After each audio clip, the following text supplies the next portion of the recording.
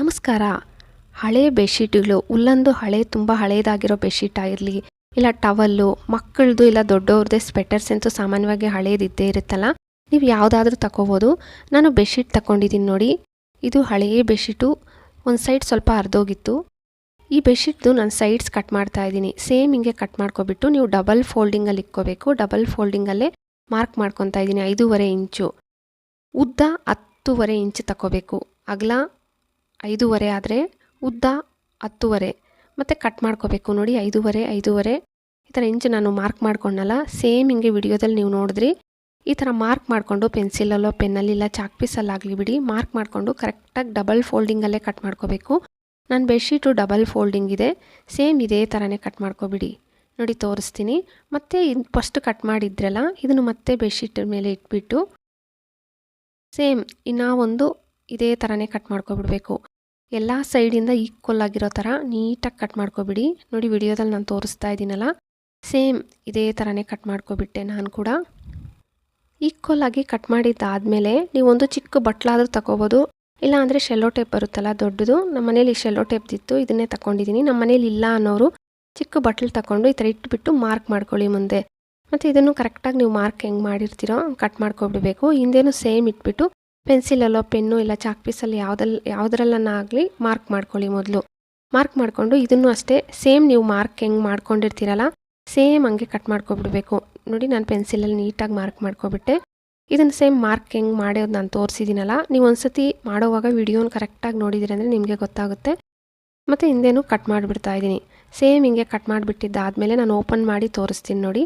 ಇವಾಗ ಓಪನ್ ಮಾಡಿ ತೋರಿಸ್ತಾ ಇದ್ದೀನಿ. ಸೇಮ್ ಹಿಂಗೆ ಬಂದಿರುತ್ತೆ.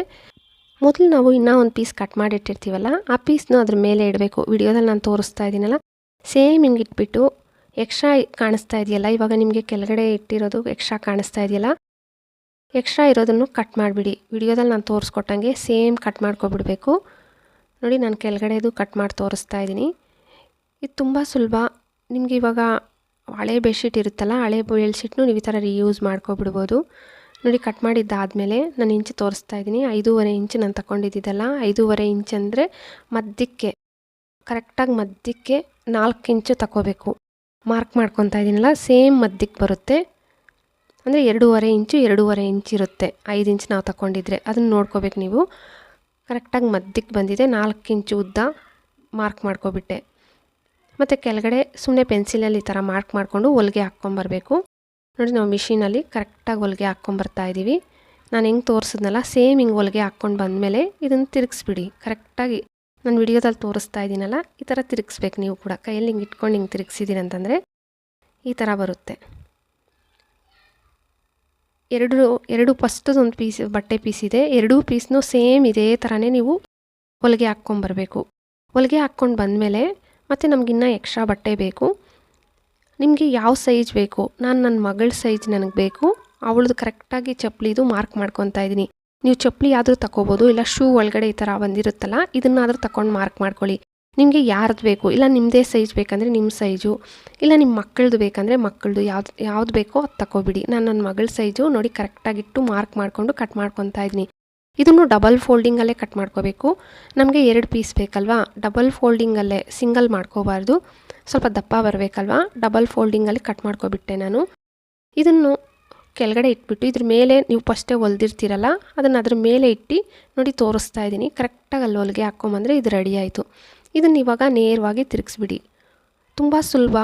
ಹಳೆ ಬೆಡ್ಶೀಟು ಇಲ್ಲ ದಪ್ಪ ಒಂಥರ ಟವಲ್ ಎಲ್ಲ ಇದೆ ಅಂತಂದರೆ ಮಕ್ಕಳ ಸ್ವೆಟರಲ್ಲಿ ಬೇಕಾದರೆ ನೀವು ಈ ಥರ ಹೊಲ್ಕೋಬೋದು.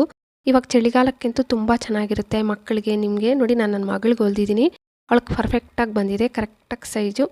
ನೀವು ಅಷ್ಟೇ ಕರೆಕ್ಟು ಮೆಜರ್ಮೆಂಟ್ಸು ನಾನು ಹೇಳ್ದಂಗೆ ಟ್ರೈ ಮಾಡಿದ್ದೀರಿ ಅಂದರೆ ಕರೆಕ್ಟಾಗಿ ಬರುತ್ತೆ ನೋಡಿ. ಚಿಕ್ಕ ಮಕ್ಕಳಿಗೆ ಇಲ್ಲ ನಿಮಗೆ ಇವಾಗ ಚಳಿಗಾಲದಲ್ಲಿ ತುಂಬ ಯೂಸ್ ಆಗುತ್ತೆ. ಟ್ರೈ ಮಾಡಿ. ವಿಡಿಯೋ ಇಷ್ಟ ಆದರೆ ಪ್ಲೀಸ್ ಲೈಕ್ ಕೊಟ್ಟು ಸಬ್ಸ್ಕ್ರೈಬ್ ಮಾಡ್ಕೊಂಡು ನಿಮ್ಮ ಫ್ಯಾಮಿಲಿ ಫ್ರೆಂಡ್ಸಿಗೆ ಶೇರ್ ಮಾಡೋದಂತೂ ಮರಿಲೇಬೇಡಿ. Thank you friends.